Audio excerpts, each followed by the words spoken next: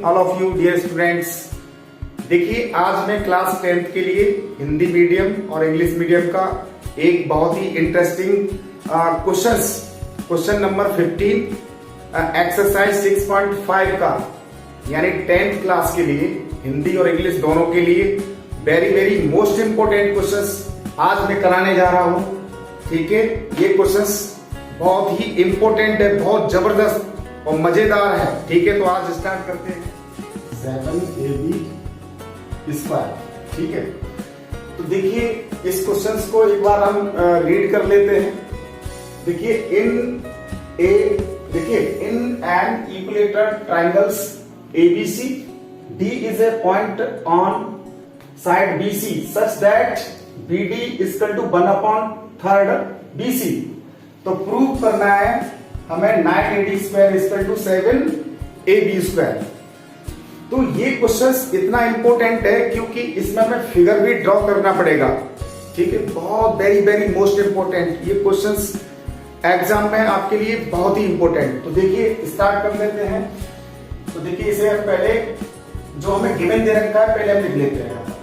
यानी हमें एक गिवन है, एक इक्विलेटरल ट्रायंगल पहले हम इसे ड्रॉ कर लेते हैं। एक ट्रायंगल्स, तो देखिए इसे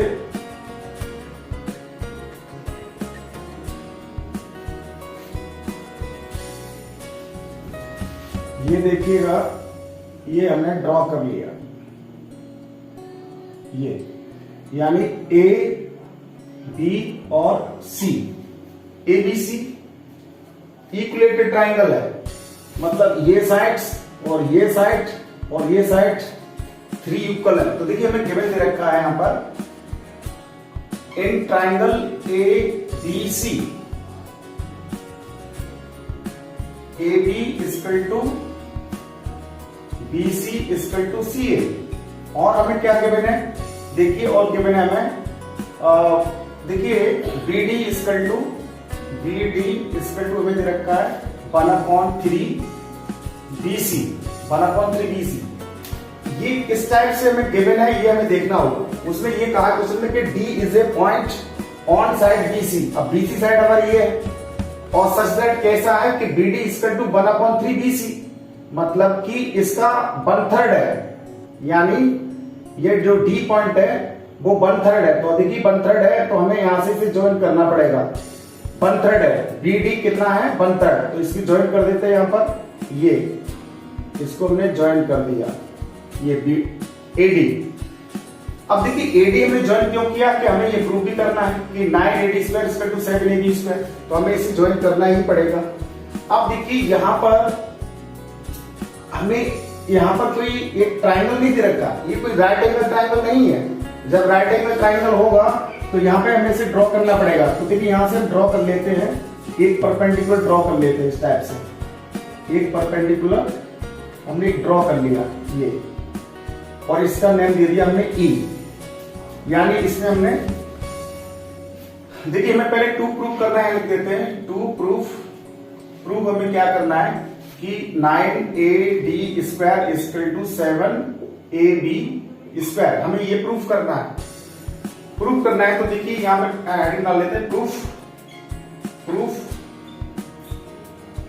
तो देखिए हम पहले इसमें कंस्ट्रक्शन करेंगे। कंस्ट्रक्शन यानी इन ट्रायंगल ABC में एंगल A से वर्टेक्स ड्रॉ करेंगे। यानी हम करेंगे AE परपेंडिकुलर BC। और देखिए हमारा AE परपेंडिकुलर भी हो जाएगा किसके, DE भी कह सकते हैं, यानी DE, क्योंकि DB इसी पॉइंट BC पे लाई कर रहा है। अब देखिए हमें क्या करना है, हमें यहां से इसको क्वेश्चन को समझना है कि जो 9AD स्क्वायर है और इक्वल टू 7AB स्क्वायर है। तो देखिए इस ट्रायंगल में देखिएगा, यानी देखिए AB ये ट्रायंगल आ रहा है और हमारा आ रहा है AB तो इसमें आ रहा है और AD किस में आ रहा है, AD ये आ रहा है। देखिए ADE और ABE। तो क्वेश्चन करने से पहले हमें ये चीजों को समझना पड़ेगा कि किस ट्रायंगल में हमें ये चीजों को पाइथागोरस लगाना है। तो देखिए इसे प्रूफ कर लेते हैं। इसे प्रूफ करने के लिए बहुत सारे टाइप हैं, हम 3 टाइप से कर सकते हैं इसे। मगर मैं आपको बहुत अच्छा एक मेथड बताऊंगा, आपसे आप जल्दी से जल्दी कर पाएंगे।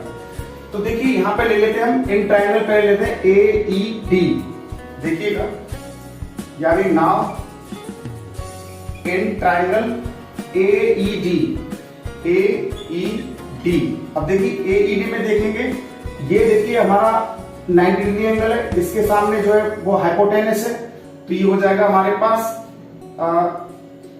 AD स्क्वायर इक्वल टू हो जाएगा DE square plus AE square, यहां पर इतना हो जाएगा। अब हमको ये देखना है कि हमें देखिए AD तो हमें चाहिए क्योंकि आप दे रखा है, मगर हमें DE को रिमूव करना है और AE को भी हमें रिमूव करना है, यहां से हटाना है। हटाएंगे कैसे?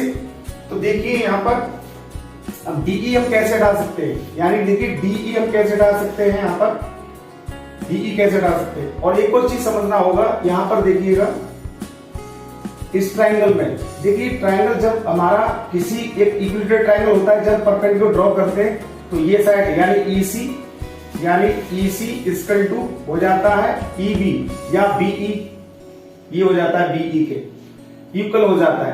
तो यहां से हो जाएगा BC इक्वल टू जो हमारा अगर देखिएगा BE, देखिएगा BE इक्वल टू हो जाएगा हाफ ऑफ BC हो जाएगा, हाफ ऑफ BC। तो यहां पर देखिए अब DE जब निकालोगे आप, DE भी निकालोगे, तो DE कैसे निकालेंगे, देखिएगा यहां पर देखेंगे DE, देखिएगा ये देखिए हो जाएगा BD यानी BD प्लस DE और इक्वल टू हो जाएगा BE, क्या हो जाएगा BE के। अब देखिए जो BD हमें दे रखा है, अब BD देखिए हमें गिवन है, BD इक्वल टू दे रखा है 1/3 BC, यानी BC बन जा BC, तो ये हो जाएगा BC/3 प्लस यानी DE और इक्वल टू DE कितना दे रखा है हमें, DE दे रखा है हाफ ऑफ BC, तो हमने यहां पर करेंगे हाफ ऑफ BC।